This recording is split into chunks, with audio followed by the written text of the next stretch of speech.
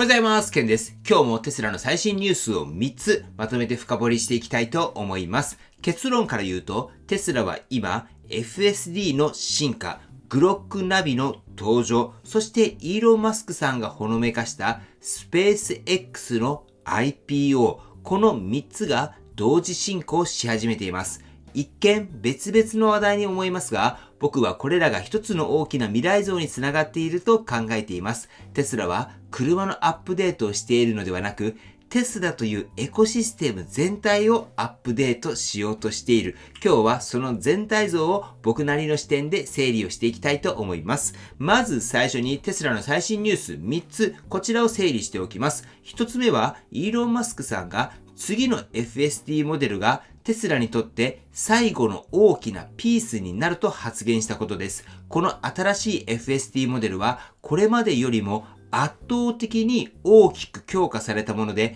推論能力と強化学習が大幅に向上する予定だと言われています。リリースの時期は2026年の年明けから春頃とされていますが、これは単なるアップデートではなく FSD の性能が質的に変わる可能性があります。さらにイーロン・マスクさんはセーフティーモニター、つまり監視者なしでの自動運転はほぼ解決したとコメントしていて、この言葉が本当ならアメリカだけでなく世界中の規制に大きな影響を及ぼす可能性があります。そして2つ目はホリデーアップデートでテスラ社に搭載され始めたグロックナビです。グロックはイーロン・マスクさんの AI 企業が開発した AI チャットで、これがテスラのナビゲーションと統合されることで、従来のナビとは全く違う体験が生まれてきます。例えば、海が見えるルートで行きたいとか、今日は混んでいないカフェに連れて行ってというように、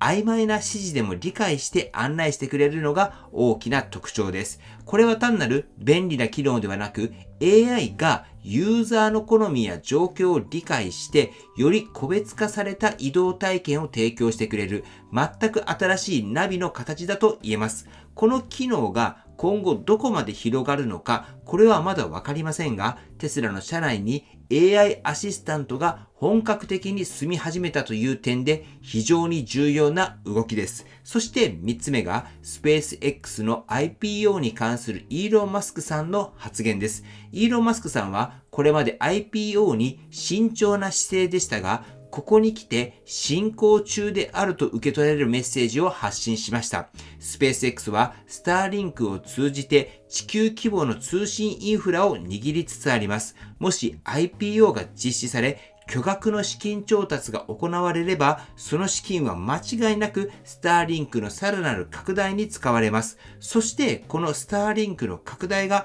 テスラにとっても非常に大きな意味を持つと僕は考えています。特に自動運転とロボタクシーの運用において安定したグローバル通信は欠かせません。つまりスペース X の動きっていうのはテスラの未来とも密接に絡んでいるんです。では、ここからはこれら3つの動きがどのようにつながっているのか、僕なりの分析をお話をしていきます。まず FSD の新しいモデルについてです。これまでの FSD はカメラベースの認識とニューラルネットワークの判断が進化してきましたが、ある段階から伸びが鈍くなっているように見えることもありました。しかし今回の新しいモデルは従来とは比較にならないほど巨大で、推論能力も別次元に達すると言われています。これはテスラが単純に FSD の精度を上げたいのではなく、人間のドライバー以上の判断能力を持つAI ドライバーを育てたいという意図の表れだと思います。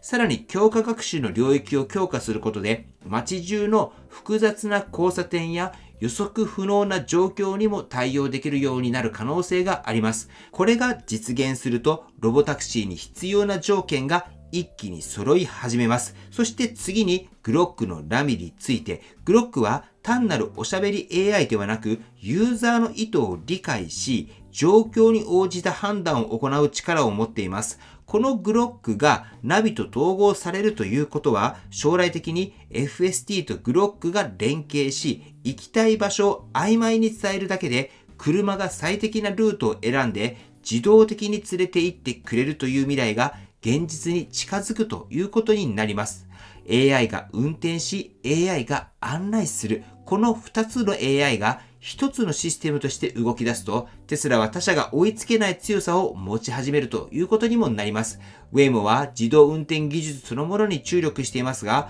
テスラは AI と車内 OS、そして通信、これを一体化しているため、競争軸そのものが違います。そしてスペース X の IPO です。一見宇宙と車は関係なさそうに見えますが、僕はこの2つは将来的に密接につながると考えています。特にスターリンクがロボタクシー時代の通信インフラになる可能性は非常に高いです。地上のモバイル通信はエリアや構造物の影響を受けやすいですが、スターリンクは衛星通信なので、より安定したグローバル通信が可能です。この通信インフラが整えば、テスラのロボタクシーは都市部だけではなく、どの地域でも統一された品質で動作することができます。例えば山奥だったりとか、そういったところでも安定して運転ができるようになるということにもつながると思います。もしスペース X の IPO で巨額の資金が入り、スターリンクがさらに強化された場合には、その恩恵っていうのはテスラにも直接返ってくるんじゃないかなと思います。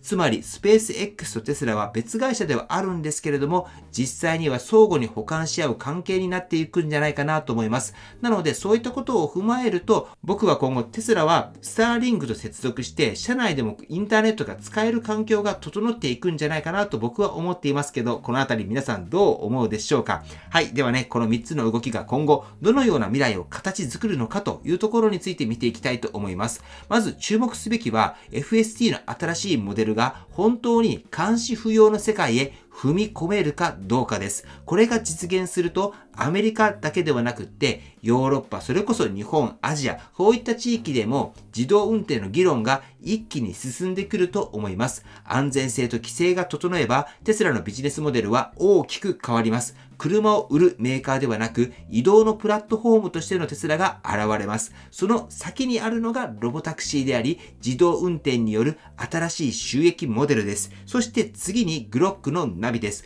グロックが車内 OS として本格的に進化していくと、車は会話できる AI デバイスになります。スマホが人々の生活を変えたように AI が車内に常駐することで日常の移動体験は一変します。そしてこのグロックが FSD と連携すると自動運転そのものが単なる移動手段ではなく AI が最適化する移動サービスへと変わっていきます。ここ少しね余談なんですけれど、僕は最近車を運転している時にチャット GPT と会話しながら運転しているんですね。ほんと人と話をするような感じでいろいろとチャット GPT と話しながら運転しているんです。これねやってもらうと結構ね楽しいと思いますので、ぜひねされてみてください。なので僕はグロックが搭載されたらきっとグロックといろいろとお話をしながら運転するんじゃないかなと僕は今思っています。実際に最近チャット GPT と話しながらいろいろなことを教えてもらったりとか勉強しながらとかそういった感じで運転できているので、これ非常にいいなって僕は思っています。なのでグロックが日本においてもテスラに搭載されたら本当楽しくなるんじゃないかなと僕は今思っております。そして最後にスペース X とスターリンクです。ロボタクシーが世界中で走る未来には安定した通信っていうのが欠かせません。その役割を担うのがスターリンクであり、スペース X の成長はテスラの自動運転戦略を後押ししていきます。つまり今日お話しした3つのニュースっていうのは別々ではなくテスラが作ろうとしている AI と通信が融合された未来社会の基盤になるものです。これらが同時に進み始めたことでテスラの未来像はより具体的になりつつあります。はい、ということで今日の内容を踏まえて皆さんに問いかけたいと思います。テスラが次に大きく進めてくるのはどの領域だと思いますか？ FSD の進化でしょうか？グロックによる社内の AI の拡張でしょうか？それともスペース X との通信ネットワークの統合でしょうか？どれが最も株価に影響すると思いますか？そのあたりも踏まえてコメントで教えていただければと思います。はい、では本日のコメント紹介します。本日はスイカ 2K43 田中佐藤さんのコメントを紹介します。こちらは昨日紹介したコメントに対するコメントになります。まずスイカ 2K43、通り過ぎた車をすべて保存してしまうと幹線道路に駐車した際にクリップ数がとんでもないことになるのであえて保存していないのだと思います。とはいえ、ある程度近づいた場合は保存してほしいですね。今後の改善に期待ですというコメントです。ありがとうございます。そして田中佐藤さん、危険な運転をする車の特徴を保存して、接近した際の対処に役立ててほしい。危険運転する車は晒し物になると思いますがというコメントいただいております。ありがとうございます。確かに全てを記録するととんでもないクリップ量になります。また実装されたら危険運転する車への晒しにもなってくると思いますので、テスラには近づかない方がいいよっていうような感じの抑止力にもなるんじゃないかなと思います。もしテスラジャパンの方がこの動画をご覧になっていたら、ぜひぜひ今後のアップデート依頼として検討してもらえたら嬉しいなと思います。はい、では最後にテスラの株価チェックしておきましょう。本日は昨日とあまり動いていないですね。現在445ドルとなっております。はい、では本日の内容は以上です。今日の動画が参考になったと思われたら、高評価をよろしくお願いします。僕の YouTube は毎日発信しています。僕の YouTube をご覧になってもらえば、テスラの情報はほとんど網羅すると思いますので、チャンネル登録がまだな方はチャンネル登録の方をよろしくお願いいたします。では、今日もご視聴していただきありがとうございます。テスラのある生活を楽しんでいきましょう。ではまた。